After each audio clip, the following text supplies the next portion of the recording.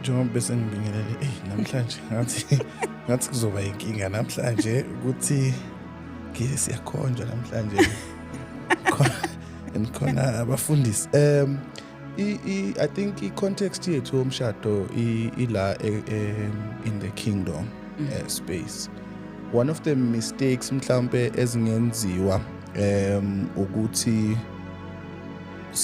singa understand where umshado is supposed to function.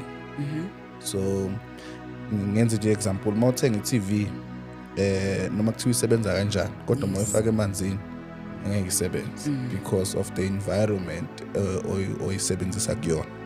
So ngicabanga ukuthi we have to stress into yokuthi we are talking about umshado in the parameters of the word 1, 2 sibheke the kingdom of God. So umshado according to the kingdom of God.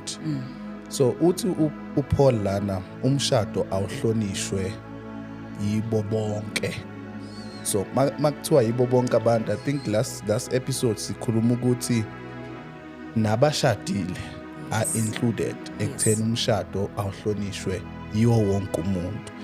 And makuthiwa umshado awuhlonishwe yiwo wonke umuntu akushiwo i-relationship but kushiwo the institution ukuthi whoever ophakathi emshadweni akenze sure ukuthi iyahlonipheka institution ngenxa yakhe, and also nabangaphandle abenze sure ukuthi they do not disrespect institution ngezinto abangazenza noma abangazisho against the institution. So akukhulunywa ukuthi akuhlonishwe i-relationship yabantu but kuthiwa akuhlonishwe the institution okuwumshado kaNkulunkulu. Remember umshado i-institution kaNkulunkulu, and therefore when you are in it you are supposed to serve uNkulunkulu